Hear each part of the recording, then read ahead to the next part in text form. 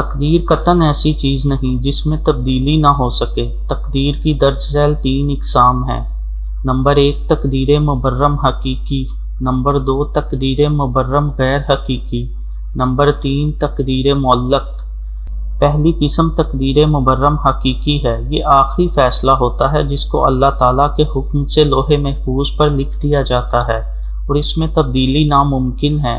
اسی لیے جب فرشتے قوم لوط علیہ السلام پر عذاب کا حکم لے کر آئے تو حضرت ابراہیم علیہ السلام کی بارگاہ خداوند میں عرض کے باوجود اللہ تعالیٰ نے عذاب نازل کرنے کا حکم دیا اور فرمایا، فرشتوں نے کہا اے ابراہیم اس بات سے درگزر کیجئے، بے شک اب تو آپ کے رب کا حکم عذاب آ چکا ہے اور انہیں عذاب پہنچنے ہی والا ہے جو پلٹایا نہیں جا سکتا۔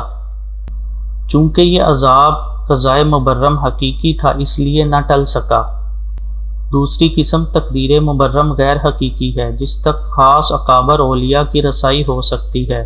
سیدنا غوث اعظم رحمۃ اللہ علیہ اس بارے میں فرماتے ہیں، میں قضائے مبرم کو رد کر دیتا ہوں۔ اسی کی نسبت احادیث میں ارشاد ہوتا ہے، صرف دعا ہی قضا کو ٹالتی ہے، بے شک دعا قضائے مبرم کو ٹال دیتی ہے۔ تیسری اور آخری قسم قضائے معلق کی ہے جس تک اکثر اولیاء، صلحاء اور نیک بندوں کی رسائی ہو سکتی ہے، خواہ وہ اللہ تعالیٰ کی عطا سے ہو یا نبی اکرم صلی اللہ علیہ وآلہ وسلم کی شفاعت سے ہو یا اولیاء کرام کی دعاؤں سے، والدین کی خدمت سے یا صدقہ و خیرات سے ہو۔ اللہ تعالیٰ کی طرف سے بھی یہ وعدہ ہے کہ اگر کوئی بندہ چاہے تو ہم اس کے بدلنے والے ارادے، نیت اور دعا کے ساتھ ہی اس کی تقدیر بھی بدل دیں گے۔